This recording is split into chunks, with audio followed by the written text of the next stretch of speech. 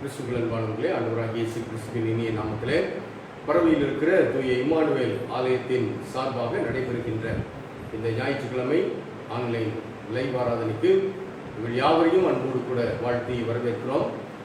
தூய இம்மானுவேல் ஆலய அங்கத்தினர்கள் அல்லாது இந்த இணைய வழி ஆராதனையை இப்போது ஆராதனையில் இணைந்திருக்கிறவர்களும் இனி இதை பார்க்க போகிறவருமாகிய உங்கள் ஒவ்வொருவரையும் ஆண்டவராகிய இயேசு கிறிஸ்து நிறைவாய் ஆசீர்வதிப்பாராக என்று வாழ்த்துகிறோம். நம்முடைய ஆராதனைக்கு ஆரம்பமாக நாம் இருந்த இடங்களிலேயே தலைகளை தாழ்த்தி ஆண்டவரை நோக்கி ஜெபம் செய்வோம். கிருபை நிறைந்த நல்ல ஆண்டவரே, எங்களுக்கு கொடுத்திருக்கிற இந்த சிறப்பான வாய்ப்புக்காக நன்றி செலுத்துகிறோம். இந்த ஞாயிற்றுக்கிழமையும் நாங்கள் ஆலயத்திற்கு செல்ல முடியாத ஒரு சூழ்நிலையில இருக்கிற இடங்களிலிருந்து உண்மை நோக்கி பார்த்து இந்த லைவ் ஆராதனையிலே நாங்கள் இணையும்படியாக ஆண்டவர் எங்களுக்கு கிருபை செய்திருக்கிறீர். அதற்காக ஸ்தோத்திரம் செலுத்துகிறோம்.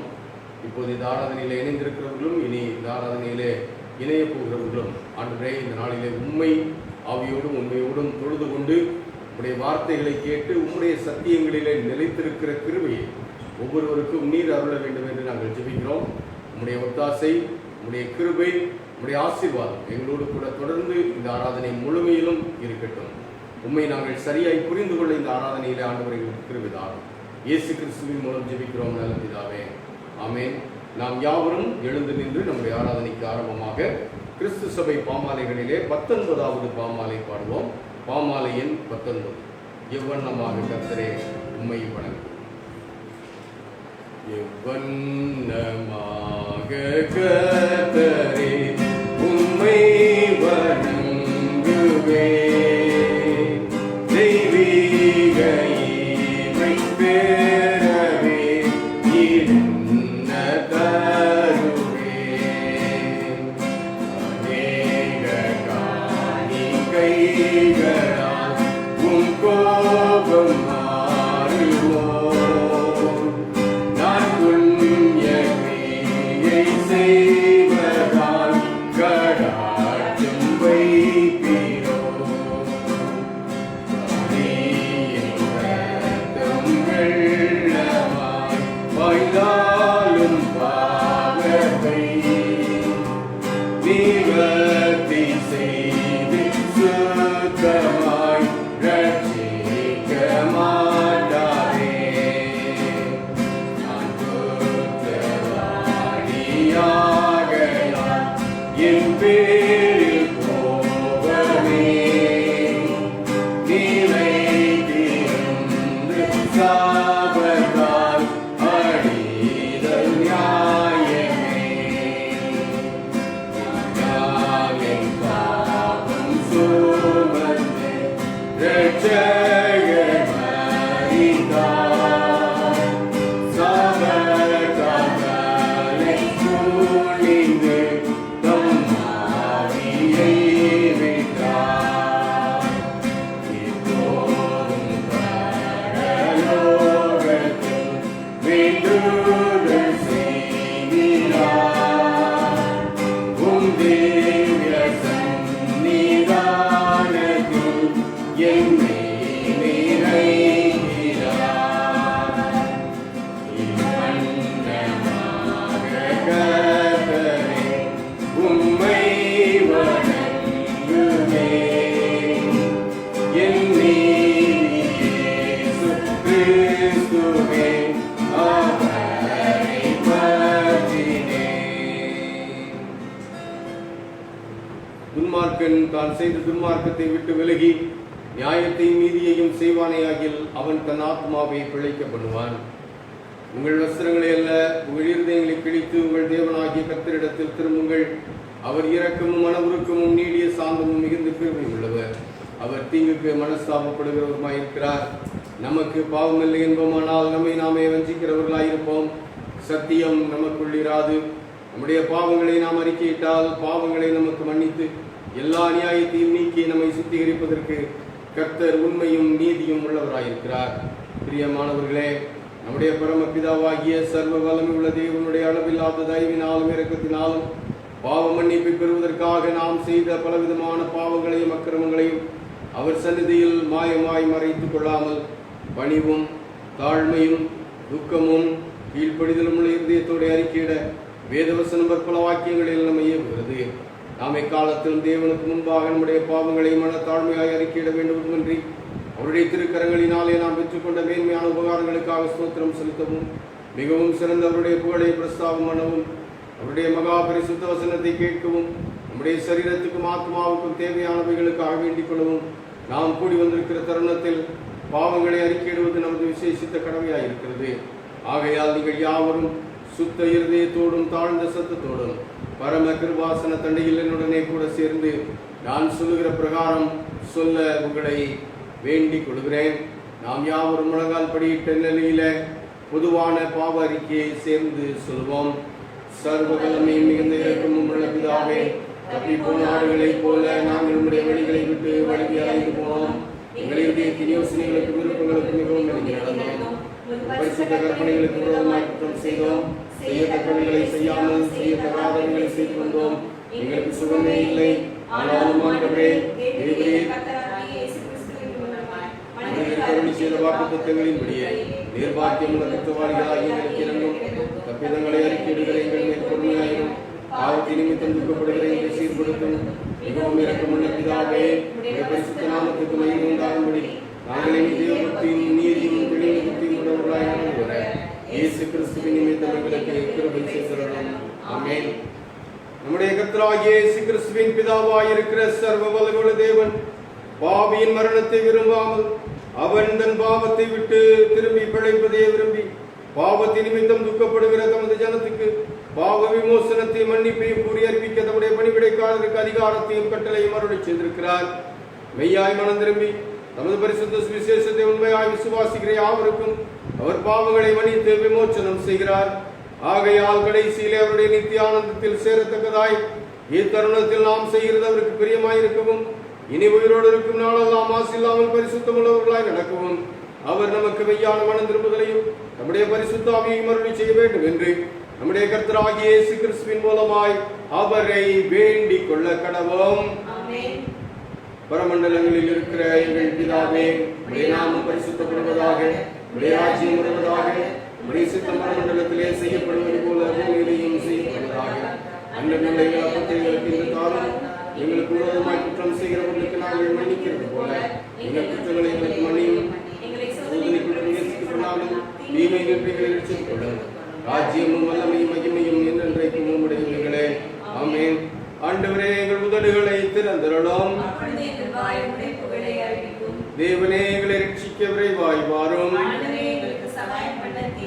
பிதாவுக்கும் குமாரனுக்கும் பரிசுத்த ஆவிக்கும் மகிமை உண்டாவதாக.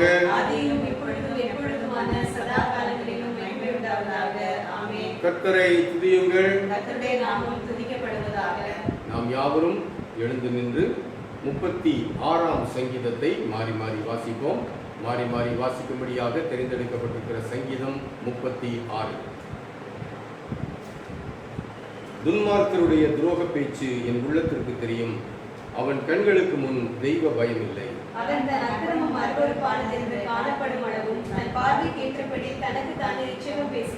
அவன் வாயின் வார்த்தைகள் அக்கிரமமும் வஞ்சகமும் உள்ளது. புத்தியாய் நடந்து கொள்வதையும் நன்மை செய்வதையும் விட்டுவிட்டான்.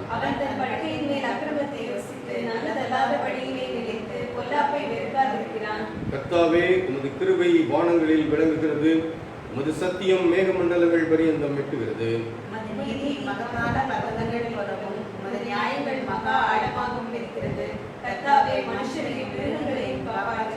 தேவனே, உம்முடைய கிருபை எவ்வளவு அருமையானது. அதனால் மனுபுத்திரர் உமது செட்டைகளின் நிழலிலே வந்தடைகிறார்கள்.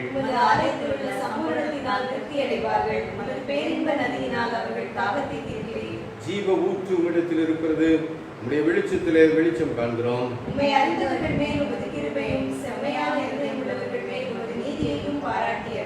பெருமைக்காரரின் கால் என் மேல் வராமலும் துன்மார்க்கருடைய கை என்னை பறக்கடிக்காமலும் இருப்பதாக. பிதாவுக்கும் குமாரனுக்கும் பரிசுத்த ஆவிக்கும் மகிமை உண்டாவதாக.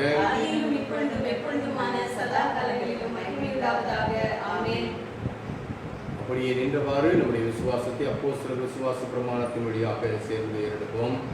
வானத்தையும் பூமியை படைத்த சர்வ வல்லமையுள்ள பிதாவாகிய தேவனை விசுவாசிக்கிறேன். அவருடைய குமாரனாகிய நம்முடைய நாமத்தில் இயேசு கிறிஸ்துவையும் விசுவாசிக்கிறேன். அவர் பரிசுத்த ஆவியினாலே கன்னிமரியாளிடத்தில் பிறந்தார். பதிவிழாக்கின் காலத்தில் பாடுபட்டு சிலுவையில் அறையுண்டு மரித்து அடக்கமனப்பட்டு பாதாளத்தில் இறங்கினார். மூன்றாம் நாள் மரித்தோரிடத்திலிருந்து எழுந்தருளினார். அரவணைத்து ஏறி சர்வவல்லமையுள்ள பிதாவாகிய தேவனுடைய வாசத்தில் வீற்றிருக்கிறார்.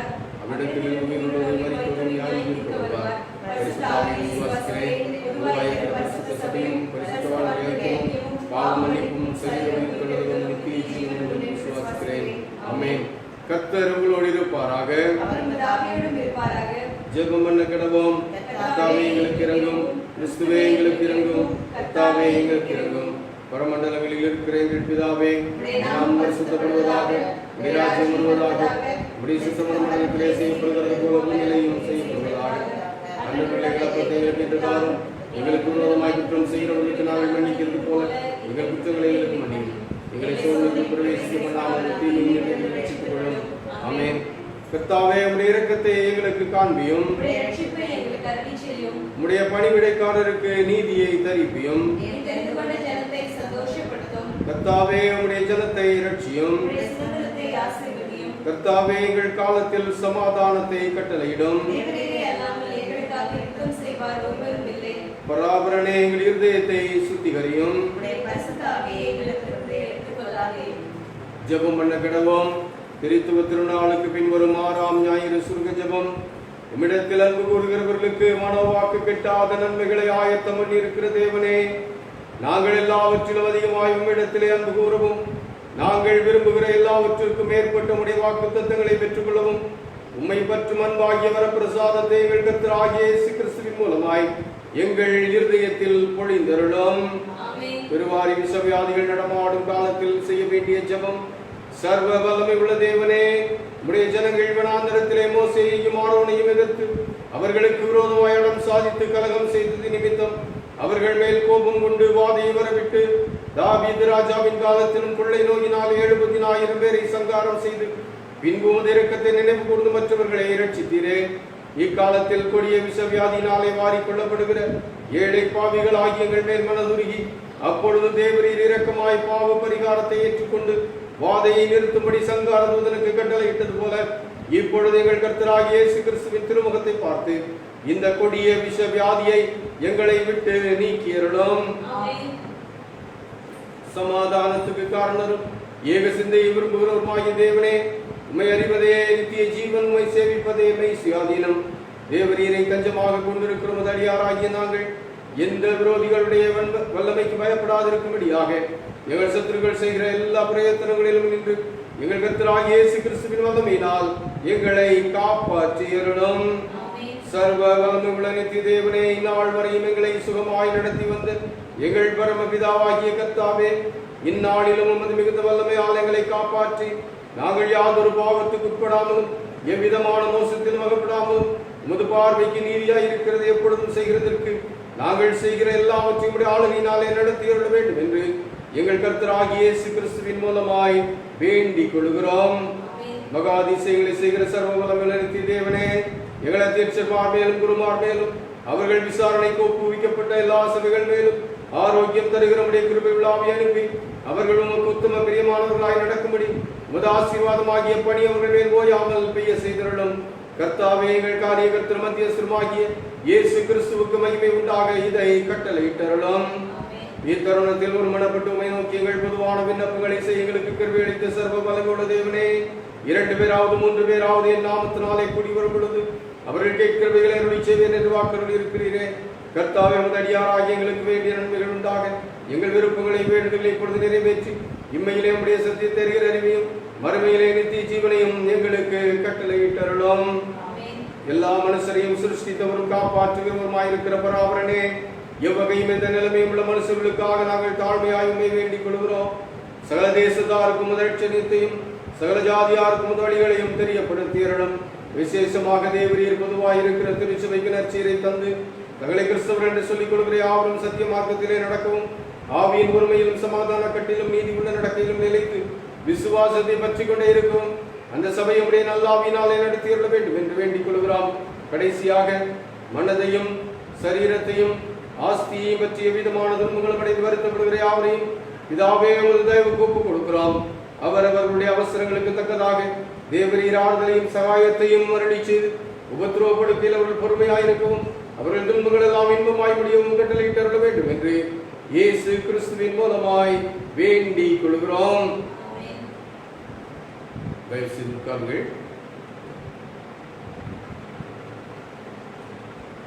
வாசிக்கும்படியாக தெரிந்து கொள்ளப்பட்டிருக்கிற திருமறை பாடம் மத்தேயு எழுதிய நற்செய்தி நூல் 6ஆம் அதிகாரம் 25ஆம் வசனம் முதல் அந்த அதிகாரம் முடிய.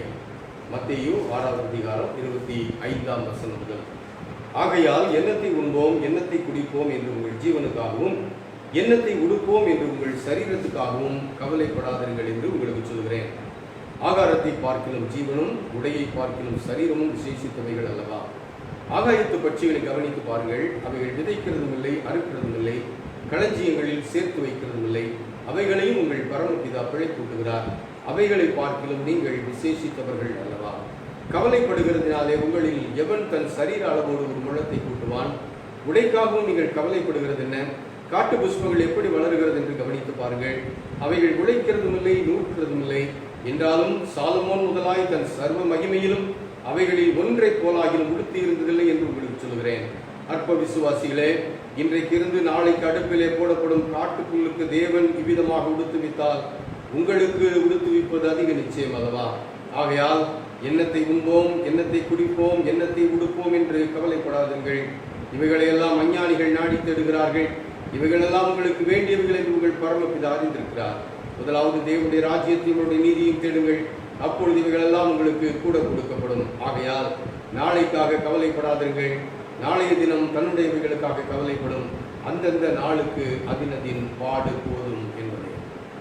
கிறிஸ்துவின் வாழ்விலே ஆண்டவராகிய இயேசு கிறிஸ்துவின் இனிய நாமத்திலே பரவை தூய இம்மானுவேல் ஆலயத்தின் சார்பாக நடைபெறுகின்ற இந்த ஆன்லைன் லைவ் ஞாயிற்றுக்கிழமை ஆராதனைக்கு மீண்டுமாக உங்கள் யாவரையும் வாழ்த்தி வரவேற்கிறேன். ஆண்டவர் உங்கள் ஒவ்வொருவரையும் நிறைவாய் ஆசீர்வதித்து இப்போது நாம் சந்தித்துக் கொண்டிருக்கிற இந்த கடுமையான காலகட்டத்திலும் நீங்கள் குறைவின்றி உங்கள் குடும்பத்திலும் உங்கள் தனி வாழ்விலும் உங்களுடைய அனைத்து நிலைகளிலும் ஆசீர்வாதமாக இருக்கும்படியாக ஆண்டவர் உங்களை வழிநடத்துவாராக என்று வாழ்த்துகிறேன். கிறிஸ்துவுக்குள் அன்பானவர்களே, நம்முடைய கால சூழ்நிலைகளின் அடிப்படையில் உலகம் முழுவதிலும் ஆட்டி படைத்துக் கொண்டிருக்கிற இப்போதைய சூழ்நிலையின் அடிப்படையிலே நாம் முடங்கி போனது போன்ற ஒரு நிலையை அனுபவித்துக் கொண்டிருக்கிறோம். பல நேரங்களிலே ஏன் என்னுடைய வாழ்க்கையில் இப்படிப்பட்ட காரியங்கள் நிகழ்கின்றன என்ற கேள்விகளும் நமக்குள்ளே எழும்பி நம்மை அசைத்துக் கொண்டிருக்கின்றன. பல நேரங்களிலே விசுவாசிகள் பலர் பேசும்போது இது எப்போது மாறும், ஏன் இந்த நிலை, நாங்கள் எவ்வளவு ஒரு ஆசீர்வதிக்கப்பட்ட ஒரு நிலையை எங்கள் வாழ்க்கையில ஆரம்பித்தோம், ஆனால் இப்போது நாங்கள் பள்ளத்திலே கிடப்பது போன்ற ஒரு நிலையை அனுபவித்துக் கொண்டிருக்கிறோம் என்றெல்லாம் சொல்வதை கேட்கும்போது மனதிற்கு கஷ்டமாக இருக்கிறது. ஏனென்றால் இன்றைய நிலை அப்படி இருக்கிறது. வருமானம் இல்லை, வியாதியின் பயம் ஒரு பக்கம், பிள்ளைகளுடைய எதிர்காலங்களை குறித்த பயம், கவலை என்று நிலை தடுமாறி இருக்கிற ஒரு சூழ்நிலை. இந்த நிலை தடுமாறி இருக்கிற இந்த சூழ்நிலையில ஆண்டவருடைய பிள்ளைகளும் விதிவிலக்கானவர்கள் இல்லை இல்லையா? ஆண்டவருடைய பிள்ளைகளாகிய நமக்கும் இந்த பாதிப்பு இருக்கத்தானே செய்கிறது. நாமும் மனதளவிலே அதிகமாக அசைக்கப்பட்டிருக்கிறோம் இல்லையா? இப்பதானே எந்திரிச்சு வந்தோம், 4 மாதங்களுக்கு மேலாக முடங்கி இருக்கிறோமே, எப்போது எங்கள் வாழ்விலே பிரகாசம் தெரியும் என்றெல்லாம் கேள்விகளோடு கூட உங்களுடைய வீட்டிற்குள்ளாக பல கவலைகளோடு அமர்ந்திருக்கிறீர்களே. அன்பான தெய்வ மக்களே, ஆண்டவர் ஏன் நம்மை பார்க்கவில்லை என்பது போன்ற கேள்விகள் கூட எழும்புகின்றனவே. இந்த வேளையிலே வேதம் நமக்கு தருகிற நம்பிக்கை என்ன தெரியுமா? ஆண்டவராகிய இயேசு கிறிஸ்து நமக்கு கொடுக்கிற நம்பிக்கை என்ன தெரியுமா? நீங்கள் விசேஷித்தவர்கள் அல்லவா, நீங்கள் விசேஷித்தவர்கள் அல்லவா. இந்த வார்த்தையை கேட்கும்போது மத்தேயு 6ஆவது அதிகாரத்தின் 26வது வசனத்தின் கடைசி பகுதியாகிய இந்த வார்த்தையை கேட்கும்போது மனசுக்கு நல்லாதான் இருக்குது. ஆனால் எந்த விதத்துல நான் விசேஷித்தவன் விசேஷித்தவள் என்ற ஒரு நியாயமான கேள்வியும் எழும்புகிறது இல்லையா? நானே உடைந்து போயிருக்கிறேன், ஒரு குலைந்து போயிருக்கிறேன், இந்த சூழ்நிலையிலே என்னை விசேஷித்தவன் என்று சொன்னால் அதை எப்படி நான் நம்புவது, எப்படி ஏற்றுக்கொள்வது? என்னுடைய வாழ்க்கையின் சூழ்நிலைகளிலே அதை நான் நம்பவே முடியலையே. மற்றவர்களை காட்டிலும் ஏதாவது ஒரு விதத்துல நான் கொஞ்சம் சிறப்பா இருக்கிறேன் என்று சொன்னால் ஏற்றுக்கொள்ளலாம். ஆனால் என்னுடைய நிலை பரிதாபமாய் இருக்கிறதே. எப்படி நான் சிறப்பு வாய்ந்தவன் என்று சொன்னால் ஏற்றுக்கொள்வது என்ற நியாயமான கேள்வி இப்போது உங்கள் மனதிற்குள்ளாக எழும்பும்.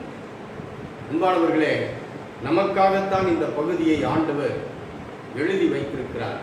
ஆண்டவர் தன்னுடைய மலை போதகத்திலே இந்த பகுதியை மறை பிரசங்கத்திலே இதை நிகழ்த்துகிறதை நாம் வேதத்திலே வாசிக்கிறோம்.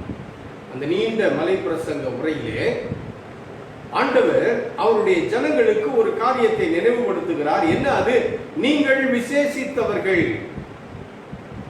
என் அன்பான தெய்வ மக்களே, இன்றைக்கு கலக்கத்திலும் கவலையிலும் விரக்தியிலும் உட்கார்ந்திருக்கிற நமக்கு நேராய், உங்களுக்கு நேராய் வருகிற தேவனுடைய வார்த்தை உங்களை தட்டி எழுப்புவதற்காக, உங்களை தைரியப்படுத்துவதற்காக, நீங்கள் இன்னும் முன்னோக்கி போக வேண்டும் என்பதற்காக உங்களை நேசிக்கிற உங்கள் ஆண்டவர் இன்றைக்கு உங்களை தைரியப்படுத்துகின்ற வார்த்தையாக இதை சொல்லுகிறார்.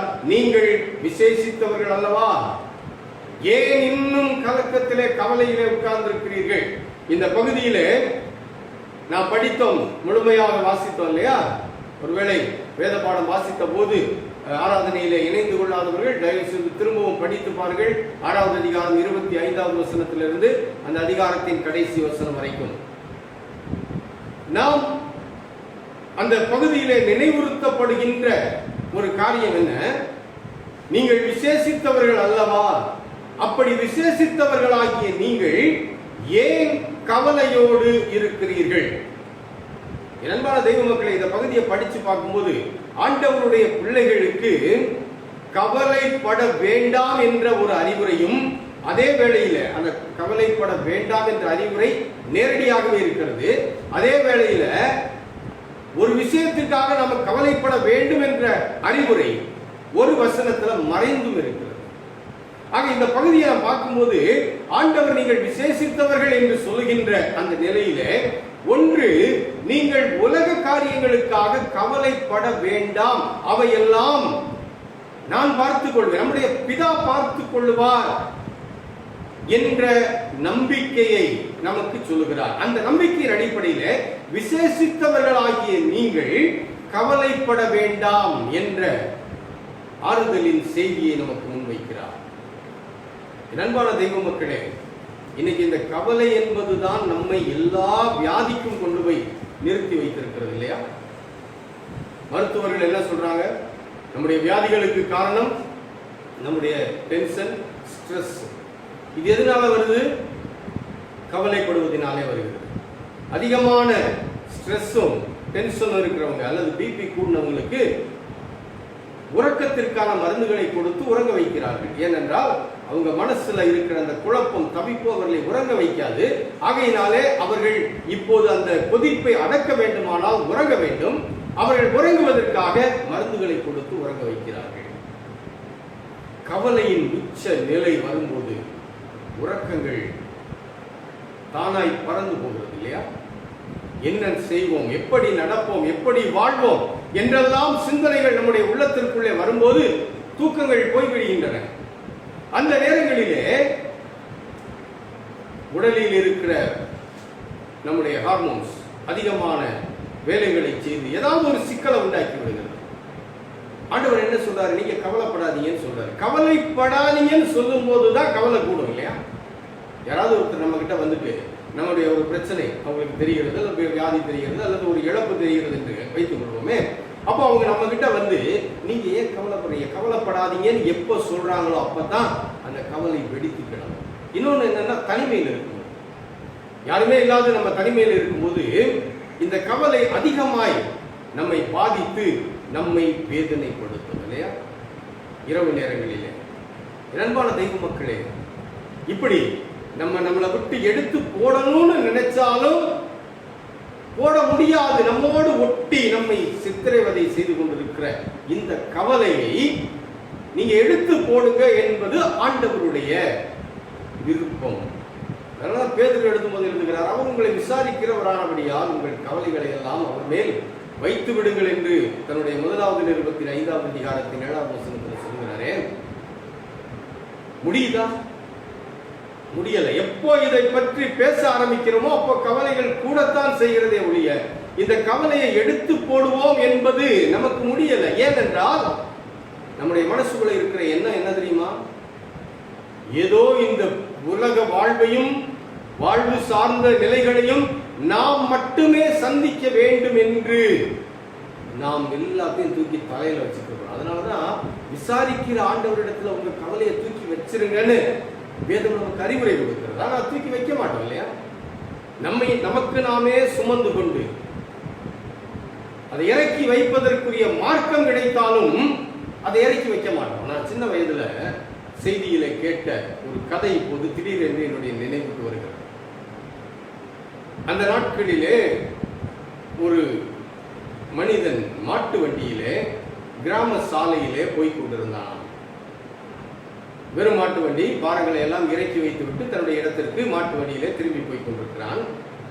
அந்த சூழலிலே அந்த சாலையிலே கிராம சாலையிலே போகும்போது வழியிலே ஒரு வயது முதிர்ந்த ஒரு மனிதன் ஒரு மிகப்பெரிய பாரத்தை தலையிலே தூக்கி வைத்துக் கொண்டு நடக்க முடியாமல், அந்த பாரத்தின் சுமை அழுத்துவதினாலே அதை நடக்க முடியாம தாங்கி நடந்து போய் கொண்டிருக்கிற காட்சியை பார்த்தபோது இந்த வண்டி ஓட்டி கொண்டு சென்ற இந்த மனிதனுக்கு மனம் இழகிற்று. அவர் என்ன பண்ணினாரு, அந்த பெரியவரிடத்துல, ஐயா நீங்க எங்க போகிறீர்கள் என்று கேட்டபோது அவர் பக்கத்தில் இருக்கிற ஒரு கிராமத்தின் பெயரை சொல்கிறார். நான் அந்த கிராமத்தை தாண்டித்தான் போகிறேன், ஆகையினால நீங்க என் வண்டியில ஏறி அமர்ந்து கொள்ளுங்கள், உங்களை நான் உங்களுடைய இடத்திலே கொண்டு போய் விட்டு விடுகிறேன், உங்களை பார்த்தாலே பாவமாய் இருக்கிறது என்று சொன்னாராம்.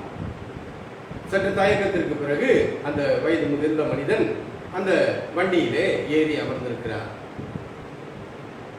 வண்டி போய் கொண்டிருக்கிறது.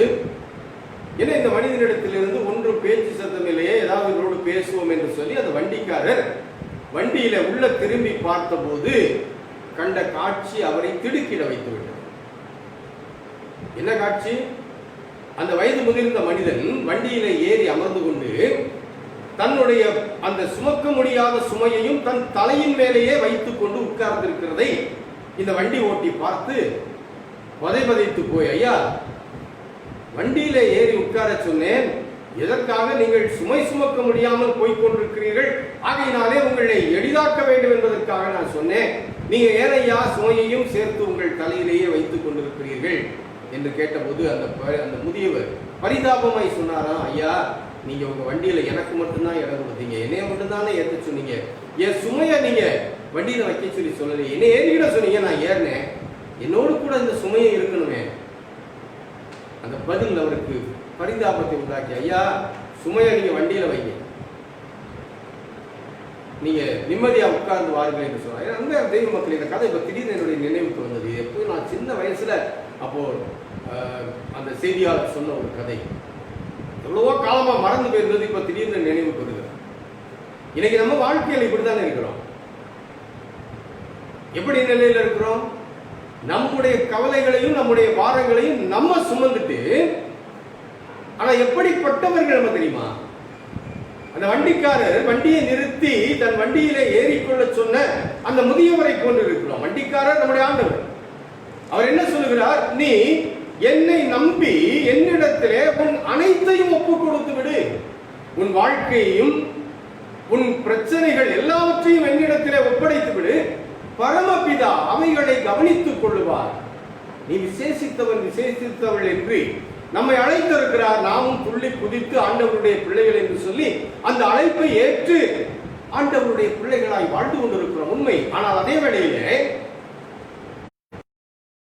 இன்னும் நம்முடைய பிரச்சனைகளை நாமே சுமந்து கொண்டு ஆண்டவர் நமக்கு கொடுத்திருக்கிற பாதையிலே பயணித்துக் கொண்டிருப்போமானால் நாம் எவ்வளவு பைத்தியக்காரர்கள். அன்பான தெய்வ மக்களே, இன்றைக்கு கவலைகளும் பிரச்சனைகளும் உங்களை அழுத்தி இருக்கின்ற அந்த சூழ்நிலைகளிலே பல நேரங்களிலே அந்த வயது முதிர்ந்த அந்த பெரியவர் செய்த அந்த செயலைத்தான் இன்றைக்கு செய்து கொண்டிருக்கிறோம். தேவன் நமக்கு அமைத்துக் கொடுத்திருக்கிற அழகான வாழ்க்கை வண்டியிலே போய் கொண்டிருக்கிறோம். ஆனால் சுமையை இறக்கி கீழே வைக்க மனமில்லாமல், அல்லது அந்த சுமைக்கு அவர் இடம் கொடுக்கல, என்னையத்தானே அக்செப்ட் பண்ணியிருக்கிறாரு, என் வாழ்க்கை அவர் ஏற்றுக்கொள்ளவில்லையே என்பது போல நினைத்து இன்றைக்கு சுமைகளை நாமே சுமந்து வாழ்வை பாரமாக்கி கொண்டிருக்கிறோம். அன்பான தெய்வ மக்களே, இன்னைக்கு வீட்டுக்குள்ள என்ன நடக்குதுங்க? வெளியில போயிட்டு வர்றீங்க, வீட்டுக்குள்ள வந்தா வீடு இன்பமா இருக்கணும் இல்லையா? ஆனா வீட்டுக்குள்ள வந்த பிறகு என்ன நடக்குது? அங்க நடந்த பிரச்சனை, இங்க நடந்த பிரச்சனை, நம்முடைய எதிர்கால பிரச்சனை, உறவுகளுக்குள்ள பிரச்சனை என்று இதையே பேசி வீட்டெல்லாம் அடைச்சி வச்சுக்கிட்டு உள்ளேயே பேசி பேசி பேசி இன்னைக்கு கவலைகளை அதிகப்படுத்தி கொண்டுதான் இருக்கிறோமே ஒழிய வீடு இன்றைக்கு சொர்க்கமா இல்லையே. காரணம் என்ன? நாம் விசேஷித்தவர்கள் நம்முடைய பிரச்சனைகள் கவலைகளை எல்லாம் ஆண்டவர் மேலே வைத்துவிட வேண்டும் என்ற அந்த உண்மையை இன்னும் உணராமல் இருக்கிறோம். பிள்ளைகளை பற்றி, குடும்பத்தாரை பற்றி, பொருளாதாரத்தை பற்றி, எதை பற்றி யோசிச்சாலும் எல்லாமே நானே சுமந்து என் வாழ்க்கையை நடத்த வேண்டும் என்ற ஒரு பரிதாபமான நிலையிலே இன்றைக்கு வாழ்வை நடத்தி கொண்டிருக்கிறேன். அன்பான தெய்வ மக்களே, நம்மை பார்த்து ஆண்டவர் சொல்கிறார், நீங்கள் விசேஷித்தவர்கள் ஆகையினாலே நீங்கள் கவலைப்பட வேண்டிய அவசியம் இல்லை. ஏன் கவலைப்பட வேண்டியதில்லை என்று அவர் 2 குறிப்புகளை சொல்கிறார். ஒன்று 26வது வசனத்துல, உங்கள் பரமபிதா பிழைப்பூட்டுகிறார். நம்முடைய ஆண்டவர் எப்படிப்பட்டவர் என்பதை அவர் சொல்லுகிறார். உங்கள் பரமபிதா, நீங்கள் நம்பி இருக்கிறீர்களே, உங்களை ஏற்றுக்கொள்ள அவரிடத்திலே சமர்ப்பித்திருக்கிறீர்களே, அந்த ஆண்டவர் எப்படிப்பட்டவர்? உங்களுக்கு பிழைப்பூட்டுகிறவர். அதாவது உங்கள் வாழ்வின் அனைத்து தேவைகளையும் சந்திக்க சக்தி உள்ளவர். அவர் உங்களை பிழைப்பூட்டுவார். இன்றைக்கு என்ன செய்வது என்று நிலை தெரியாமல் தவித்துக் கொண்டிருக்கிற அன்பான தெய்வ மக்களே, நீங்கள் விசேஷித்தவர்கள். எப்படி தெரியுமா? உங்களை பிழைப்பூட்டுகிறவர். இன்னைக்கு பிழைப்பில்லைன்னு உட்கார்ந்து இருக்கிறீங்க இல்லையா? என்ன செய்வோம்? பிழைப்பில்லைன்னு சொல்றது நான் வேலை இல்லை என்பதை மட்டும் சொல்லல, எதிர்காலம் பெரிய சூன்யம் போல இருக்கிறது இல்லையா? இன்னும் இந்த நிலைகள் மாறுவதற்கு எத்தனை ஆண்டுகள் பிடிக்கும்? பெரிய பெரிய பணக்கார நாடுகளே தடுமாறி கொண்டிருக்கிற வேளையிலே நான் ஒரு ஏழை நாட்டில் இருக்கிறேன். என்னுடைய நாட்டின் சூழ்நிலையிலே நான் எப்படி இருப்பேன் என்று உலகத்திலே ஏதோ ஒரு மூலையிலே உட்கார்ந்து இந்த ஆராதனையிலே கலந்து கொண்டு கேள்வி எழுப்பிக் கொண்டிருக்கிறேன். அன்பான தெய்வ மக்களே, எந்த சக்தியை விட பிரதான சக்தியாக்கிய நம்முடைய ஆண்டவர், எல்லாவற்றையும் படைத்து பரிபாலித்துக் கொண்டிருக்கிற நம்முடைய ஆண்டவர் உங்களை பிழைப்பூட்டுகிறவர் என்ற நினைவுறுத்தல் இன்றைக்கு உங்களுக்கு கொடுக்கப்படுகிறது. நம்முடைய ஆண்டவர் யார்? வேடிக்கை பார்க்கிறவர் கிடையாது, பிழைப்பூட்டுகிறவர். சொல்லிட்டு அதுக்கு ஒரு அழகான உதாரணத்தை சொல்றாரு பாருங்க. ஆகாயத்து பறவைகளை கவனித்து பாருங்கள், ஆகாயத்து பட்சிகளை கவனித்து பாருங்கள். எங்க ஒரு மனிதன் 6 அறிவு படைத்த மனிதனுக்கு 5 அறிவு படைத்த அந்த பறவையிலிருந்து பாடம் படித்துக் கொள்ள வேண்டுமா? சில நேரங்களிலே அப்படி நம்ம குன்றி போய்விடுகிறோம். நம்முடைய விசுவாசத்தில நம்முடைய பார்வையை முன்னோக்கி வைக்கிற நிலையிலே பல நேரங்களிலே குன்றி தடுமாறி ஒன்றுமில்லாமல் போறோம். அதனால ஆண்டவர் பறவையின் இடத்திலே போய் பாடம் படித்துக் கொள் என்று சொல்கிறார். அந்த பறவையை பாருங்க, அது என்னைக்காவது எதுக்காவது கவலைப்படுதா? உணவை பற்றி கவலைப்படுகிறதா? அவை அறுக்கிறதும் இல்லை, விதைக்கிறதும் இல்லை, களஞ்சியங்களில் சேர்த்து வைக்கிறதும் இல்லை. அவைகளையும் பரமபிதா பிழைப்பூட்டுகிறாரே. ஏதோ ஒரு விதத்தில் அவைகளுக்கு ஆண்டவர் உணவு கொடுக்கிறாரே. அந்த ஆண்டவர் உங்களையும் பிழைப்பூட்டுகிறவரே. அவருடைய பார்வையிலே பறவைகளை காட்டிலும் நீங்கள் விசேஷித்தவர்கள் அல்லவா? அன்பான தெய்வ மக்களே, இதை நினைவுறுத்தல மறந்துடாதீங்க. எத்தனையோ நேரம் தெரியும், எவ்வளவோ பாடல்களையும் பாடுவோம் இல்லையா? குருவிகளை பார், ஆகாயத்து பட்சிகளை பார், அவைகளை போஷிக்கிற தேவன் என்றெல்லாம் வீர வசனங்களை மற்றவர்களிடத்திலே பேசினோம். இன்றைக்கு எப்படி உட்கார்ந்து இருக்கிறோம்? கொஞ்சம் யோசிச்சு பாருங்க. ஆண்டவர் பிழைப்பூட்டுகிறவர். உங்கள் வாழ்க்கையை நிலைநிறுத்துகிறவர் ஆண்டவர். பிழைப்பூட்டுகிறவர் என்றால் வெறும் சோறு கொடுக்கிறவர் மட்டும் இல்ல, உங்களுடைய நிலைகள் எல்லாவற்றையும் அறிந்தவர். வெறும் வருமானம் மட்டும் ஒரு வாழ்க்கையை நிலைநிறுத்தி விடாது இல்லையா? அப்ப சுகம் வேண்டும், இன்னும் பிள்ளைகளுடைய எதிர்காலங்கள், படிப்பு, வேலை போன்ற அனைத்து காரியங்களும், திருமண காரியங்கள் என்று எத்தனையோ ஆசீர்வாதமான நிலைகள் குடும்பத்திலே இருக்கிறது இல்லையா? இந்த காரியங்கள் எல்லாவற்றையும் உங்கள் பரமபிதா உங்களுக்கு ஏற்ற காலங்களிலே அருளி செய்வார். ஆகையினாலே நீங்கள் தைரியமாய் இருக்க வேண்டும். என்ன நினைவோடு இருக்க வேண்டும்? நான் விசேஷித்தவன் என்ற நினைவோடு இருக்க வேண்டும். பிழைப்பூட்டுகின்ற பரமபிதா, உங்கள் தேவைகளை சந்திக்கின்ற பரமபிதா. அப்படி சொன்னா இன்னும் எளிதாயிருக்கும். உங்களுடைய தேவைகள் என்று வரும்போது உங்கள் வாழ்க்கையின் அனைத்து நிலைகளிலும் உங்களை தூக்கி நிறுத்துவதற்கு சக்தி பெற்ற ஆண்டவருடைய கரத்தில் இருக்கும்போது இன்னும் உங்க சுமையை நீங்களே சுமந்து கொண்டு கவலை கவலை என்று இருப்பீர்களானால் விசேஷித்தவர்களாகிய நீங்கள் உங்கள் வாழ்வை வீணடித்துக் கொண்டிருக்கிறீர்களே. மறந்து போகாதீர்கள். பறவைகளை பாருங்கள் என்று சொல்லுகின்ற ஆண்டவர் சொல்லுகிறார், நான் உங்களை பிழைப்பூட்டுவேன். உங்களை தேவைகளை சந்தித்து உங்களை நிலைநிறுத்துகின்ற ஆண்டவர். கவலைப்படாதீங்க. இந்த கொரோனாவின் பாதிப்பு எந்த நிலையில உங்க வாழ்க்கையில இருந்தாலும் உங்களை நிலைநிறுத்துகின்றவர் ஆண்டவர், நிலைநிறுத்த போகின்றவர் ஆண்டவர்.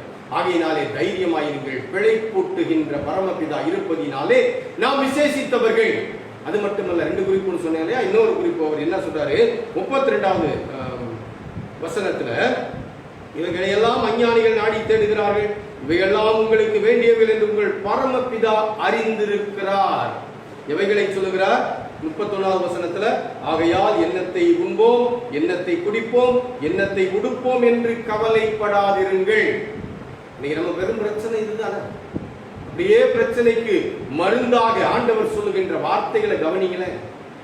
எவ்வளவு ஆழமான வார்த்தைகள், நம்மை ஆறுதல் படுத்துகின்ற வார்த்தைகள். எண்ணத்தை உண்போம், எண்ணத்தை உடுப்போம், எண்ணத்தை குடிப்போம், கவலைப்படாதீங்க. இவைகளை எல்லாம் அஞ்ஞானிகள். அஞ்ஞானிகள் என்று சொல்வது யார்?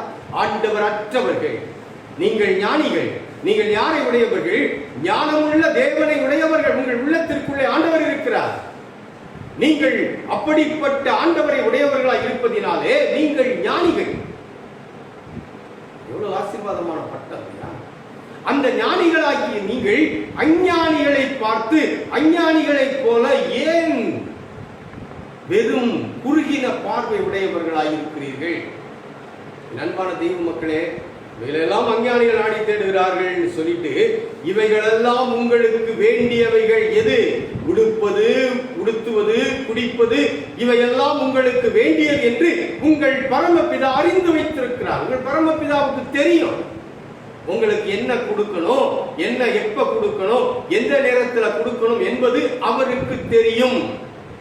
உங்களுக்கு தேவையானதை தேவையான நேரத்திலே கட்டாயமாய் கொடுப்பார். ஆனா நம்ம என்னன்னா, தேவைக்கு மிஞ்சினது அல்லது நமக்கு தேவையில்லாததெல்லாம் நமக்கு வேணும்னு நினைப்போம். நம்முடைய பார்வை எப்படி போயிருச்சு. ஒரு விளம்பரத்தை பார்க்கிறோம் என்றால் உடனே நம்முடைய பார்வை அதில் இருக்கிற பொருளை நமக்கு சொந்தமாக்கி கொள்ள வேண்டும் என்று போகிறது. ஒரு உதாரணத்துக்கு சொல்லுகிறேனே, இப்போ கார் ரொம்ப ஈஸியா கிடைக்குது. அரசாங்க உத்தியோகம் பார்க்கிறவங்க, தொழில் பார்க்கிறவங்களுக்குலாம் ஈஸியா கார் கிடைச்சது. 7 வருஷம் லோனு, 8 வருஷம் லோனு. இப்போ இந்த கொரோனாவுக்கு பிறகு நிறைய ஆஃபர்ஸோட உங்களுக்கு நாங்கள் கார்களை தருகிறோம் என்று செய்தித்தாள்களிலே விளம்பரங்களை நாம் பார்க்கிறோம். ஒரு உதாரணம் தான் சொல்றேன். அதே போல எல்லா பொருள்களும். அப்ப என்ன தோணுது? சரி, ஒரு கார் வாங்குவோம். கடைக்கு போகிறோம், ஒரு சின்ன கார் நம்ம குடும்பத்துக்கு தேவை என்று வாங்குவோம் என்று போனா, அங்க போன உடனே அந்த ரெப்ரசன்டேட்டிவ்ஸ் என்ன பண்ணுவாங்க தெரியுமா? நம்ம நினைச்சு போயிருப்போம் ஒரு சின்ன இருக்கிறதுல விலை குறைந்த சின்ன மாடலை வாங்கணும். ஆனா அங்க போன உடனே நமக்கு மற்ற கார்கள்ல இருக்கிற அந்த ஃபீச்சர்ஸ் எல்லாம் அவங்க எடுத்து சொல்லுவாங்க. சொல்லும் போது நம்ம எண்ணம் தன்னால மாறிடும். 5 லட்சம் ரூபாய்க்கு ஒரு கார் வாங்கணும்னு போனா, உங்களுக்கு பிரச்சனை இல்லைங்க, கையில் 2 லட்சம் இருக்கிறீங்க, அதை கட்டுங்க, மீதி 5 லட்சத்துக்கு நாங்கள் லோன் போட்டு தரோம். ஒரு 7 லட்ச ரூபா காரை தள்ளுவதற்கு தான். அதை நம்முடைய பட்ஜெட்டை பார்த்துக்கிட்டு 7 லட்ச ரூபா கார் வாங்க போனா 9 லட்சம், 10 லட்சம், 10க்கு நம்ம பணத்தோட போனோம்னா 15 லட்சம். இப்படி நம்முடைய தேவைகளை அதிகரிப்பதற்குரிய வாய்ப்புகள் ஒன்று விளம்பரத்தில் இருக்குது, இன்னொன்று நம்மோடு கூட இடைப்படுகின்ற அந்த ரெப்ரசன்டேட்டிவ் செய்வார். அவர் அவருடைய வேலையை அவர் செய்கிறார். நம்ம என்ன பண்ணணும்? நிதானிக்கணும். இது நமக்கு முடியுமா முடியாதாங்கிறத நிதானிக்கணும். நிதானிக்காம சொல்றாங்கன்றதுக்கு ஈடாயிட்டோம்னு வச்சுக்கிடுங்களேன், பிற்பாடு பலர் படுகின்ற பாடுகள் எனக்கு தெரியும். கார் வாங்குறது பெருசு இல்லை, அந்த காரை சாலையில இயக்கும் போது வருகின்ற செலவுகளை நம்ம கணக்கு போடணும். அது ஒன் டைம் இன்வெஸ்ட்மெண்ட் கிடையாது, அது தினந்தோறும் பணம் போட வேண்டிய ஒன்று. இதை இன்றைக்கு பலர் யோசிக்கிறது இல்லை. போய் இஎம்ஐ கட்டி வாங்கிறது. வாங்கும்போது சுகமாக தான் இருக்கும். முதல் மாதம் செலவு வராது. ஒர்க் ஷாப்புக்கு போகும், ஃபர்ஸ்ட் சர்வீஸில் குறைந்ததாக காசு வாங்குவாங்க. பிற்பாடு ஒரு வருஷத்துக்கு அந்த காருக்கு நம்ம செலவழிக்க வேண்டிய மெயின்டெனன்ஸ் செலவு, ஒரு வருஷம் முடியும் போது அந்த காருக்கு போட வேண்டிய இன்சூரன்ஸ் ஒரு பெருந்தொகை.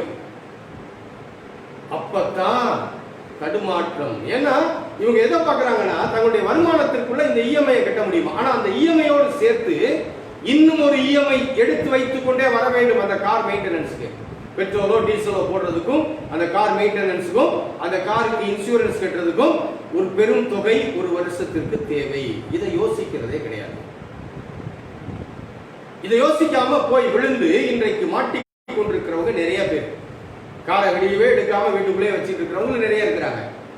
இது எதுக்கு சொல்ல வரேன் தெரியுமா? நம்முடைய ஆண்டவருக்கு நமக்கு எது தேவை என்று அறிந்து வைத்திருக்கிறார். சில நேரங்களில் நம்ம அவர் கைக்குள்ளே இருக்கிறோம் அப்படின்னா நம்ம ஆசைப்படுற சில பொருள்களை அவர் நமக்கு கொடுக்க மாட்டார். ஏனென்றால் அவருக்கு தெரியும் இதை நாம் நிர்வகிக்க முடியுமா, அல்லது இது நமக்கு கிடைத்தால் நம்முடைய வாழ்க்கை நன்றாய் இருக்குமா. அவர் நம்முடைய வாழ்க்கைக்கு ஒரு திட்டம் வைத்திருக்கிறார் இல்லையா? வேதம் என்ன சொல்கிறது? நம்மை அவர் தன்னுடைய உள்ளங்கைகளிலே வரைந்து வைத்திருக்கிறார். அப்படி தன்னுடைய உள்ளங்கைகளிலே வரைந்து வைத்திருக்கிற ஆண்டவருக்கு உள்ளங்கையை பார்த்த உடனே தெரியும் நமக்கு என்ன தேவை, நம்ம என்ன நிலையில வாழணும், எந்த நிலையில நம்ம இருந்தா தாக்கு பிடிப்போம், எது நம்முடைய எதிர்காலத்திற்கு ஆசீர்வாதம் என்றெல்லாம் அவருக்கு தெரியும். ஆனா நம்முடைய பார்வையிலையும் நம்முடைய சிந்தனையிலையும் நம்முடைய மனதின் தோற்றங்களிலும் வருகின்ற சில காரியங்களின் அடிப்படையிலே முடிவுகள் எடுப்போமானால் ஆண்டவர் அத்தகைய காரியங்களை தடுத்து போடுவார். ஆண்டவருடைய பிள்ளைகளுக்கு உடனே நம்ம என்ன நினைக்க கூடாது? ஐயோ, ஆண்டவர் என் கூட இல்ல, எனக்கு இதை தரல, எனக்கு இதை கொடுக்க மாட்டேங்கிறாரு, இதுல பல தடைகள் வருகிறது. தடை வந்துச்சுன்னா நல்லதுன்னு நினைங்க. உங்களுக்கு அது வேண்டாம் என்று ஆண்டவர் வைத்திருக்கிறார். ஏன்னா அவர் உங்களை அறிந்து வைத்திருக்கிறவர். இன்னைக்கு உங்களுக்கு முடியும் போல இருக்கும், நாளைக்கு என்ன நடக்கும்னு உங்களுக்கு தெரியாது. இப்படித்தானே இந்த சூழலை மாட்டிக்கிட்டோம். மார்ச் மாதம் வரைக்கும் நல்லா தானே போச்சு. மார்ச் 22ஆம் தேதி கூட ஒரு வாரத்தில் இது முடிஞ்சிடும் தானே நினைச்சோம். போய்கொண்டே இருக்கிறதே. எத்தனை பேரு இஎம்ஐ கட்ட முடியாம, இப்ப இஎம்ஐ வேண்டாம்னு கவர்மெண்ட் சொன்னாங்கன்னுட்டு கட்டாம இருந்தவங்களுக்கு அது இனிஷியல் அமௌண்ட்ல சேர்ந்து அதுக்கு வட்டி, பெரிய சிக்கல் இல்லையா? வருமானம் இல்லை, எப்படி கட்டுறது? 3 மாசம் கழிச்சு கட்டுவோம் பார்த்தா 3 மாசத்துக்கு அப்புறம் அந்த பிரின்சிபல் அமௌண்ட் கூடிருது. எங்கேயும் லாக் ஆயிட்டோம். நமக்கு இது தெரியாது இப்படி ஒரு சூழ்நிலை நடக்கும். ஆனா ஆண்டவருக்கு தெரியுமே. ஏன் கொடுக்கல? ஏன் நீங்க கேட்டதை கொடுக்கல? அவருக்கு உங்களுக்கு என்ன கொடுக்க வேண்டும் என்று அறிந்திருக்கிற ஆண்டவர். அவருக்கு தெரியும். அவர் ஞானம் உள்ளவர். உங்க எதிர்காலம் அவருக்கு தெரியும். ஆகையினாலதான் அவர் கொடுக்கல. வாங்கின பிறகு இன்னைக்கு மொழி பிதுங்கி போய் உட்கார்ந்து இருக்கிற ஒரு பரிதாபமான நிலை இருக்கிறதே. இந்த நிலை உங்களுக்கு வேண்டாம் என்று சொல்லி ஆண்டவர் உங்களுக்கு தடுத்து போடுகிறார் பல காரியங்களை. ஆனா நீங்க என்ன நினைச்சிட்டு இருக்கீங்க? கிடைக்கலன்னு கவலையில் உட்கார்ந்து இருக்கீங்க. கிடைக்கவில்லை என்றால், ஆண்டவர் கொடுக்கவில்லை என்றால் சந்தோஷமா ஏற்றுக்கோங்க. அவருக்கு தெரியும். அவர் அறிந்தவர். உங்களுக்கு என்ன வேண்டும் என்று அவருக்கு தெரியும். இவையெல்லாம் உங்களுக்கு இவையெல்லாம் உங்களுக்கு வேண்டியவைகள் என்று உங்கள் பரமபிதா அறிந்து வைத்திருக்கிறார். அவருக்கு தெரியும் எதை கொடுக்கணும், எதை கொடுக்க கூடாது, எப்ப கொடுக்கணும், எப்ப கொடுக்க கூடாது. இதெல்லாம் நான் வாழ்க்கையில் அனுபவித்ததினாலே அணித்தரமாய் பேசிக் கொண்டிருக்கிறேன். நண்பான தெய்வ மக்களே, இந்த கார் உதாரணம் நான் அனுபவிச்சது. பல ஆண்டுகளுக்கு முன்னால் ஆசைப்பட்டேன், ஆனா கிடைக்கல. ஆனா அதுக்கு பிறகு ஒரு நாள் நான் அதை பத்தி யோசிக்கவே இல்லாத சமயத்தில் ஆண்டவர் கொடுத்தார். ஏன்னா அப்போதுதான் எனக்கு அந்த நிலை, அதை சரியாய் அதை வாங்கின பிறகுதான் இந்த பிரச்சனை எல்லாம் தெரிஞ்சிச்சு. அப்ப அந்த சமயத்துல நான் முதல்ல ஆசைப்பட்ட நேரத்தில் ஆண்டவர் எனக்கு கொடுத்திருந்தாருன்னா பரிதாபமான ஒரு நிலையை நான் ஏன் இது வாங்கணும்ன்ற ஒரு வேதனை நிலைக்கு நான் போயிருந்திருக்க கூடாது. ஆனா எப்போ எனக்கு நிர்வாகம் பண்ண முடியுமோ அப்போது கொடுத்தார். அதே போலதான் ஆண்டவர் எல்லா காரியங்களையும் நம்முடைய விருப்பத்தின்படி நாம் அவர் கைக்குள்ள இருந்தோம் அப்படின்னா நம்ம இஷ்டத்தின்படி அவர் கொடுக்க மாட்டார். சில காரியங்கள் கிடைக்கும், அது நம்மளுடைய இஷ்டமும் அவருடைய இஷ்டமும் ஒன்றிணைந்து இருக்கலாம். ஆனா சில காரியங்கள் கிடைக்கலன்னா நீங்க அதுக்காக கவலைப்பட்டு இருக்காரு. என்ன உடை கொடுக்கணும், என்ன கொடுக்கணும், இதெல்லாம் இதுக்கு அவர் உதாரணம் சொல்றாரு பாருங்களேன். காட்டு புஷ்பங்களை சாலமோன் முதலாய் ஒருத்தன் கூட தன்னுடைய ஞானத்துல இப்படி வண்ணமிகு ஆடைகளை உடுத்தி இருந்ததில்லை. ஆனால் நான் காட்டு புல்லுக்கு அப்படி உடுத்து வைக்கிறேன், உன்னை நான் உடுத்து வைக்க மாட்டேனா? நண்பான தெய்வ மக்களை, எவ்வளவு அருமையான ஆண்டவர் பாருங்களேன். மனிதனுக்கு எங்க இருந்து பாடத்தை சொல்லி கொடுக்கிறாரு? முதல்ல பறவைகிட்ட இருந்து சொல்லி கொடுக்கிறாரு. அடுத்து என்ன சொல்லி தராரு? நீ புல்லுல போய் படிச்சுட்டு வா, காட்டு புஷ்பங்கள்ட்ட பாரு, அது எவ்வளவு அழகா இருக்குது. மலை பிரதேசங்கள்ல போகும்போது கண்ணை கவரும் மலர்கள் எப்படி இருக்குது பாத்தீங்களா? பாதை ஓரத்துல அவைகளை பார்க்கும்போது நம்முடைய மனம் நம்மை அறியாமல் ஈர்க்கப்படுகிறது. அந்த மலர்களை உடுத்துவிக்கிறேன் என்றால் உன்னை நான் உடுத்துவிக்க மாட்டேனா? உனக்கு என்ன தேவை என்பதை நான் அறிந்திருக்கிறேன். அன்பான தெய்வ மக்களே, இந்த 2 வார்த்தைகள் நமக்கு ரொம்ப நம்பிக்கை தருகின்ற வார்த்தை. ஒண்ணு, நம்மை பிழைப்பூட்டுகிறார். இன்னொன்னு, நம்முடைய தேவைகள் என்ன என்று அவர் அறிந்திருக்கிறார். தேவைக்கு மிஞ்சி கேட்கும் போது, தேவையில்லாததை கேட்கும் போது அவர் அதை மறுக்கிறார். விடாப்பிடியாக பிடிச்சோம் அப்படின்னா விளைவு நாமே நம்ம தலையில மண்ணள்ளி போட்டுக்கிட்டோம், அவ்வளவுதான். இன்னைக்கு அப்படிதான் நிறைய பேர் உட்கார்ந்துருக்கிறாங்க. உங்களுடைய தகுதிக்கு ஏற்றார் போல ஆண்டவர் வழிநடத்துகின்ற வழிநடத்துதலை நீங்கள் பின்பற்றுவீர்களானால் உங்களுக்கு கவலை வராது. ஆனால் அதை தாண்டி அவங்க சொன்னாங்க, இவங்க சொன்னாங்க, இந்த இதை கொஞ்சம் மாற்ற சொன்னாங்க, இதை கொஞ்சம் கூட்ட சொன்னாங்க, உங்க 8 லட்சம் ரூபாய்க்கு கூட 2 லட்சம் ரூபாய் லோனை போட்டுட்டா முடிஞ்சு போச்சு. தகுதிக்கு மிஞ்சி போய்கொண்டே இருக்கும் போது கவலை. பிதா அறிந்திருக்கிறார். ஆகையினால நான் அவருடைய கரத்திற்குள்ளே என்னை சமர்ப்பித்து அமைதியா உட்கார்ந்து இருக்கிறேன். இறக்கி வைங்க, அவர் பார்க்கலாம். நம்பலாம், பிழைப்பூட்டுகிறவர் என்பதை நம்பலாம், என்னை அறிந்து வைத்திருக்கிறவர் என்பதை நம்பலாம். ஆகையினால்தான் ஆண்டவர் சொன்னார், நீங்க விசேஷித்தவர்கள், உங்கள் ஆண்டவர் உங்களை போஷிக்கிறவர், உங்களுக்கு பிழைப்பு தருகிறவர், உங்களை அறிந்திருக்கிறவர். எவ்வளவு அன்பா அழகான வார்த்தை பாருங்க. என்னை அறிந்திருக்கிறார். என்னுடைய பலவீனங்கள் அவருக்கு தெரியும், என்னுடைய குறைவுகள் அவருக்கு தெரியும், என்னுடைய நிறைவுகளும் அவருக்கு தெரியும். என்னுடைய நிறைவுகளின்படி என்னை வழி நடத்துகின்றவர், என்னுடைய குறைவுகளின்படி என்னை நடத்துவார் இல்லையா? என்னுடைய குறைவுகளின்படி என்னை நடத்துவார் இல்லையா? அதையே ஒத்துக்கிற மாட்டேங்கிறோம். நிறைவுகளின்படி நடத்தினா கொண்டாட்டம், குறைவுகளின்படி என்னை கொஞ்ச நாள் உட்கார்ந்துருன்னு சொன்னார்னா ஏற்றுக்கொள்ள முடியலையே. ஆண்டவர்கள் இன்னும் முழு நம்பிக்கை வரல. முழுசா நம்புங்க, முழுசா நம்புங்க. அவர் உங்களை அறிந்திருக்கிறார். எனக்கு இது வந்துச்சு, கை மேல அந்த மாதிரி இருந்துச்சு, போயிருச்சுன்னு நினைச்சீங்கன்னா அது உங்களுக்கானது அல்ல, உங்களுக்கானது அல்ல. பதறாதீங்க. உங்களுக்கு எதை எப்போ எப்படி கொடுக்க வேண்டும் என்று ஆண்டவருக்கு தெரியும், அப்போது கொடுப்பார். உங்களை விட்டுற மாட்டார், உங்களை விட்டுறவே மாட்டார். கவலைப்படாது. வீட்டுக்குள்ள போய் உட்கார்ந்துட்டு திரும்ப திரும்ப இல்ல இல்ல இல்ல இல்ல என்றே பேசாதீங்க. இன்னைக்கோட அந்த பேச்சை முடிச்சிருங்க. என் ஆண்டவர் என்னை பிழைப்பூட்டுகிறவர், ஆகையினாலே அவரை ஸ்தோத்தரிக்கிறேன் என்று சொல்லி ஆர்ப்பரித்து ஆரவாரமாயிருங்கள்.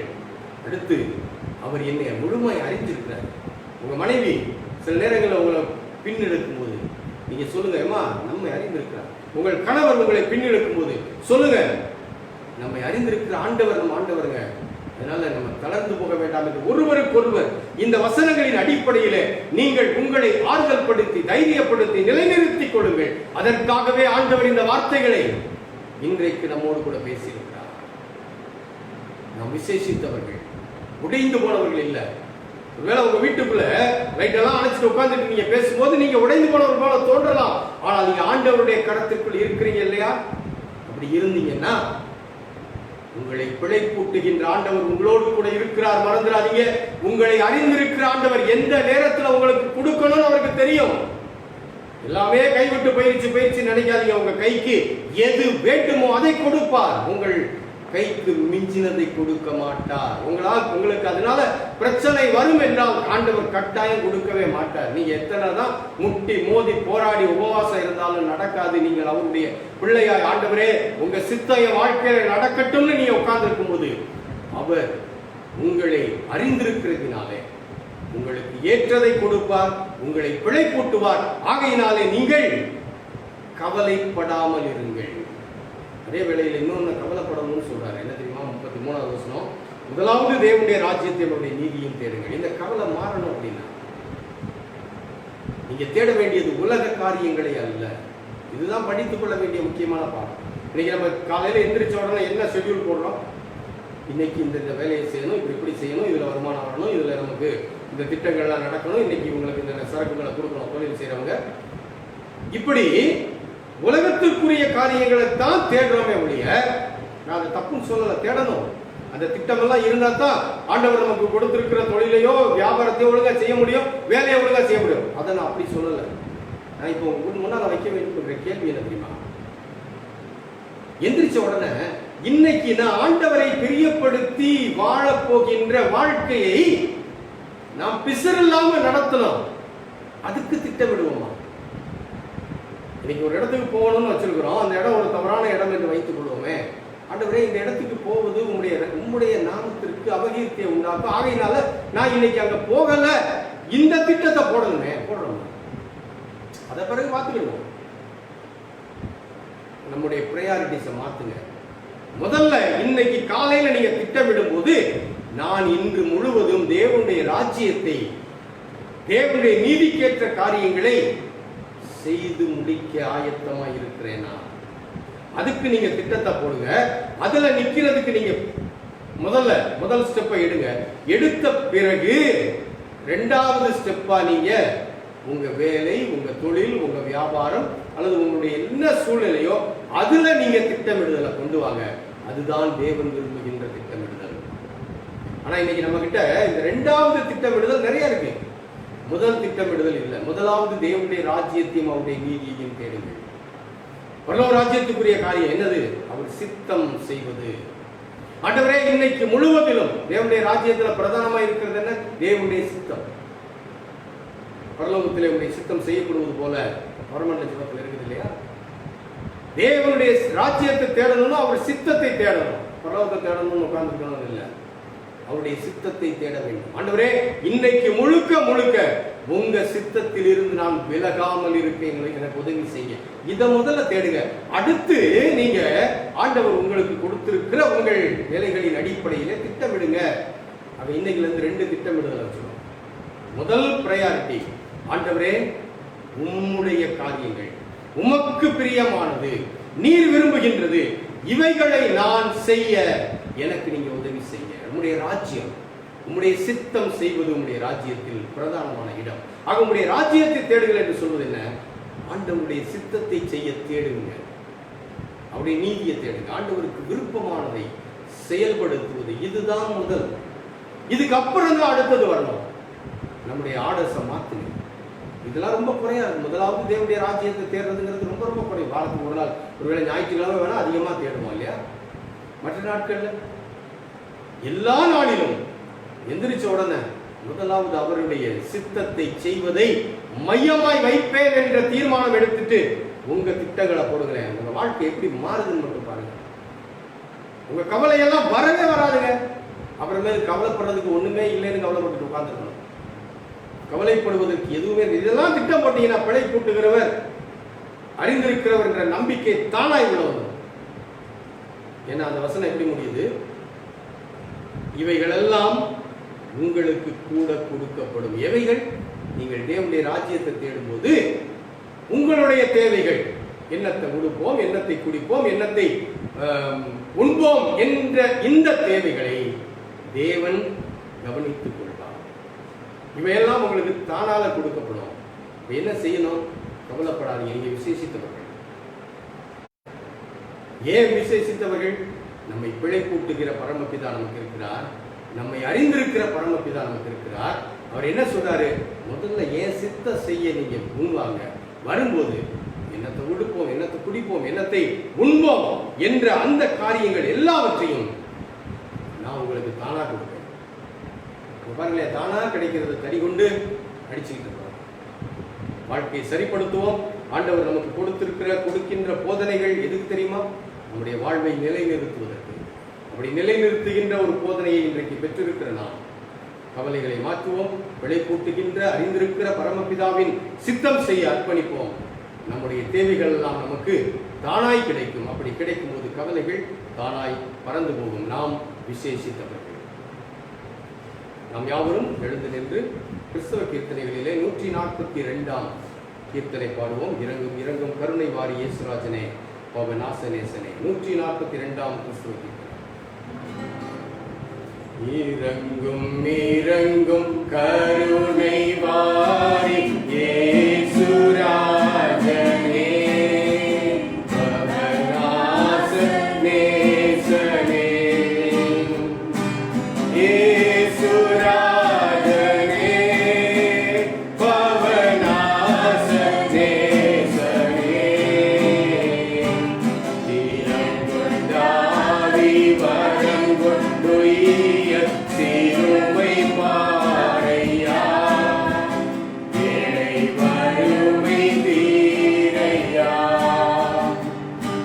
சிறுமை பாரையா, ஏழை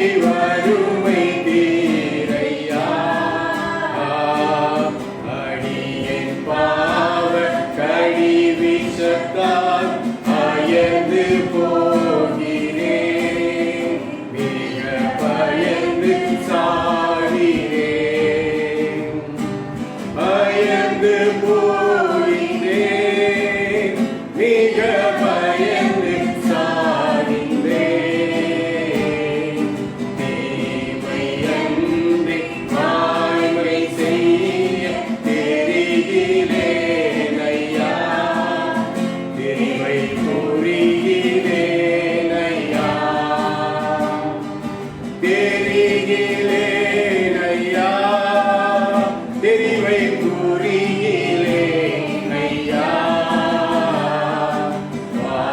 பாவியேற்கும் கவி மன்றாட்டு பரிந்து கேளையா, தயை புரிந்து நீளையா, பரிந்து கேளையா, தயை புரிந்து நீளையா. இறங்கும் இறங்கும் கருணை வாரி இயேசுராஜனே, பவநாச நேசரே, இயேசுராஜனே, பவநாச நேசரே. ஜெபம் செய்வோம். கிருபையும் இரக்கமும் மிகுந்த நல்ல ஆண்டவரே, நீர் எங்களுக்கு கொடுத்த இந்த சிறப்பான ஞாயிற்றுக்கிழமை ஆராதனைக்காக நன்றி செலுத்துகிறோம். ஆண்டவரே, இந்த ஆராதனையிலே நாங்கள் உண்மை ஆராதிக்க உடைய வார்த்தைகளை கேட்க எங்களுக்கு கிருபை செய்கிறேன். ஆண்டவரே, நாங்கள் எப்படிப்பட்டவர்கள் என்று நினைவுபடுத்தினவர், எப்படிப்பட்ட ஆண்டவர் எங்களோடு கூட இருக்கிறீர், ஆகினாலே நாங்கள் விசேஷித்தவர்கள் என்ற நம்பிக்கையை எங்களுக்கு இந்த நாளிலே புதுப்பித்தீரே. அவர்கள் ஸ்தோத்திரங்களாமே, அப்படிப்பட்ட எங்களை பிழைப்பூட்டுகிற, எங்களை அறிந்திருக்கிற எங்கள் ஆண்டவரை நாங்கள் எங்கள் பிதாவாய் பெற்றிருக்கிறதினாலே நாங்கள் முதலாவது உம்முடைய சித்தம் செய்வதை மட்டும் எங்கள் வாழ்க்கையிலே முன்னிறுத்த வேண்டும் என்ற அந்த ஆலோசனையையும் நாங்கள் புரிந்திருக்கிறோம். அதன் அடிப்படையில் இன்றிலிருந்து எங்கள் வாழ்க்கையின் திட்டங்களை மாற்றி உம்முடைய ஆசீர்வாதங்களை பெற்று உமக்கு பிரியமானவர்களாய் வாழ கிருபைதான். ஆண்டவரே, உமக்கு பிரியமானவர்களாய் மட்டுமல்ல, எங்களுடைய கவலைகளில் இருந்து நாங்கள் விடுபட்டவர்களாய் வாழவும் எங்களுக்கு உதவி செய்யும். எங்களுடைய திருச்செங்கோடு ஊருக்காக ஜெபிக்கிறோம். சுவீனமாக இருக்கிறவர்களுடைய ஆண்டவரே, உம்முடைய கரத்தை அவர்கள் மேல் வைத்து சுகத்தை தாரும். சிறு பிள்ளைகளிலிருந்து பெரியவர்கள் வரைக்கும் ஒவ்வொருவருக்கும் ஆண்டவரே, நீர் பரத்தில் இருந்து உங்களுடைய ஆசீர்வாதத்தை தாரும். வேலை செய்கிறவர்களுக்கு தொடர்ந்து வேலைகளை தாரும். தொழில் செய்கிறவருடைய தொழில்களில் இருக்கிற எல்லா பின்னடைவுகளையும் ஆண்டவர் மாற்றி போடும். வியாபாரம் செய்கிறவர்களுக்கு நல்ல வியாபாரத்தை ஆண்டவருடைய நாட்களிலே தந்து உடைய பிள்ளைகள் ஒரு குறைவும் இல்லாமல் தங்களுடைய வேலையிலும் வியாபாரத்திலும் தொழிலிலும் சிறந்திருக்க கிருபைதான். படிக்கிற பிள்ளைகளுக்கு வேண்டிய ஞானத்தை தாரும். ஆன்லைன் வழியாக நடத்தப்படுகிற பாடங்கள் அவர்களுக்கு புரியட்டுங்கிறதாவே சீக்கிரமாக இந்த சூழ்நிலைகள் மாறுபடியாக ஆண்டவர் கிருபை தர வேண்டும் என்று ஜெபிக்கிறோம். உங்களுடைய திருச்சபை மக்கள் ஒவ்வொருவரும் உண்மை இன்னும் அதிகமாய் பற்றி பிடித்து உண்மையிலே வேர் கொண்டு கனி கொடுக்கிறவர்களாய் வாழ ஆண்டவர் இந்த வசனங்களின் வழியாக உடைய பிள்ளைகளின் நிலை நிறுத்தும். எங்களுடைய ஆலயத்திலே நடைபெற்றுக் கொண்டிருக்கிற கட்டுமான பணிகளுக்காக ஜெபிக்கிறோம். அந்த முன்பகுதி நுழைவு, அலங்கார வளைவு, அந்த வேலைகளை ஆண்டவர் நேர்த்தியாக எங்களுக்கு முடித்து கொடுக்க வேண்டும் என்று நாங்கள் ஜெபிக்கிறோம். இதில் பணிபுரிகிறவர்கள், அதை பொறுப்படுத்தி செய்கிற உடைய பிள்ளை ஒவ்வொருவரையும் ஆண்டவரே நீர் உடைய கரத்திலே வைத்து ஆசீர்வதியும். ஒவ்வொருவருக்கு வேண்டிய கிருபைகளை தான் நீர் குறித்திருக்கிற நாளிலே நாங்கள் அதை பிரதிஷ்டை செய்யவும் ஆண்டவர் எங்களுக்கு உதவி செய்யும். அதே போல பின்பகுதியில் நடைபெறுகின்ற கட்டுமான பணி, இன்னும் ஆண்டவரே நாங்கள் நினைத்திருக்கிற எங்களுடைய ஆலய விஸ்தரிப்பு பணி எல்லாம் அந்தந்த காலங்களிலே நேர்த்தியாய் நடைபெறுவதற்கு ஆண்டவர் உதவி செய்து ஏற்ற சகாயங்களை எங்களுக்கு அனுப்பி ஆண்டவர் கிருபையாய் ஒரு மகிமை மிகுந்த ஆலயமாய் எங்களுடைய ஆலயத்தை மாற்றிக் கொடுக்க வேண்டும் என்று சொல்லிக்கிறோம். எங்களுடைய ஆலயத்தை மட்டுமல்ல, இன்னைக்கு நாங்கள் வாசிக்க கேட்டோம், எங்களுடைய ஆலயத்தின் நன்மையினால் திருப்தியாகும் என்று உங்களுடைய ஆலயத்திலிருந்து கிடைக்கின்ற வேத வசனங்களின் ஐஸ்வர்யத்தினாலே நாங்கள் திருப்தியாக எங்களுக்கு தொடர்ந்து நிற்கிறவினால் எங்கள் ஆலயத்தின் மக்கள் மட்டுமல்ல, இந்த இணையவழி ஆராதனையிலே இணைந்திருக்கிற ஒவ்வொருவரையும் ஆண்டவரே இந்த ஆசீர்வாதங்கள் எல்லாவற்றையும் கொடுத்து நிறைவாய் வழிநடத்தி உடைய பிள்ளைகளை காத்து பராமரித்து வழிநடத்தி உம்முடையவர்கள் என்ற நிறைவோடு அவர்கள் உமக்குரியதை செய்து வாழ உதவி செய்து வழி நடத்த வேண்டும் என்று எங்கள் ஆண்டவர் இயேசு கிறிஸ்துவின் மூலம் தாழ்மையோடு ஜெபிக்கிறோம் நல்ல பிதாவே, ஆமென். கர்த்தர் உன்னை ஆசீர்வதித்து உன்னை காக்க கடவர். கர்த்தர் தம்முடைய முகத்தை உன்மேல் பிரகாசிக்கப்படி உன்மேல் கிருபையாய் இருக்க கடவர். கர்த்தர் தம்முடைய முகத்தை உன்மேல் பிரசன்னமாக்கி உனக்கு சமாதானம் கட்டளையிட கடவர். ஆமென். நாம் யாவரும் எழுந்து நின்று மங்கள கவிகளிலே இரண்டாவது கவியை பாடுவோம். கர்த்தர் தந்த ஈவுக்காக. மங்கள கவிகளிலே இரண்டாம் கவி. கர்த்தர் தந்த ஈவுக்காக என்றென்றைக்கும் ஸ்தோத்திரம்.